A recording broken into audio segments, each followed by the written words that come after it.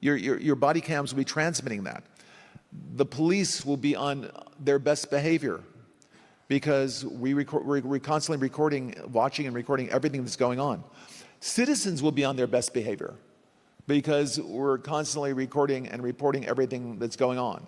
When you come to government and what government's doing, there are artificial intelligence tools, and some of them I know that Oracle have developed around financial management for government, but also tell us a bit about because you're right at the forefront of this revolution, what it means for what government should do in terms of its digital infrastructure, digital ID, data centers, and so on.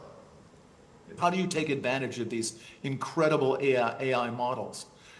And the first thing a country needs to do is to unify all of their data so it can be consumed and used by the AI model.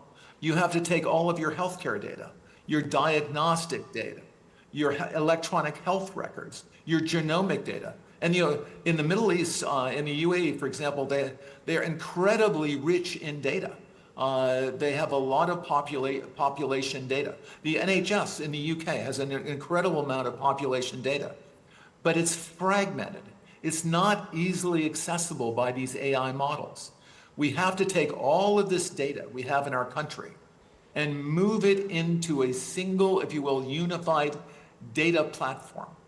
So we provide context. When we want to ask a question, we've provided that AI model with all the data they need to understand our country.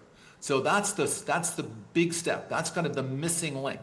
We need to unify all of the national data, put it into a database where it's easily consumable by the AI model, and then ask whatever question you like. So you're really, through the use of this, you're revolutionizing the way government works, right? The services it provides, the way that it operates. What about things like financial management, procurement? How can AI help a government operate more efficiently, more effectively, give a more direct and better service to the citizen? Well, we have these modern financial systems. So, countries can, and all. For example, the AI system will help you do that.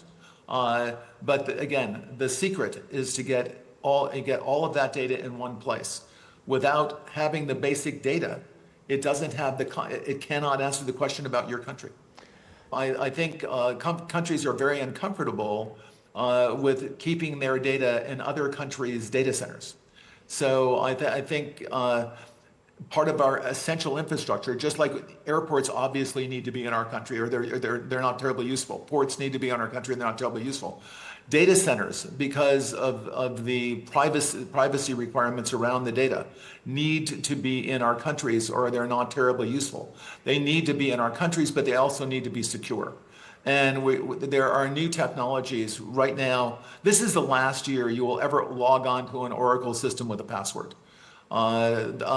Next, by the middle of this year, I'm quite certain you are Tony Blair. So how do I know? Well, I look at you, I hear your voice, I listen to the kind of questions you ask. I'm pretty sure you're not synthetically created in having this conversation. The security system, we have biometric logins. The computer recognizes you. It recognizes your voice. It might ask you to put your index finger on the return key. And we're absolutely certain it's you. There's no reason to enter a password. In fact, passwords are too easily stolen. The data centers and data is being taken hostage all over the world. The ransomware business is a very, very good business. It's getting bigger and better every year. We tend not to talk about it because the American FBI has a simple advice to someone whose data has been ransomed. Just pay them because there's nothing we can do about it. But there is something we can do about it, not after the data is stolen, but before the data is stolen. We can make sure that we're using the latest security technology, and it is going to be biometrics assisted by AI to make sure that you are in fact Tony Blair, and I'm sure you are.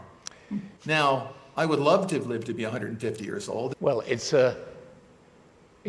there's an amazing opportunity to reimagine the state, the way that government functions, and the service that it can provide for its citizens.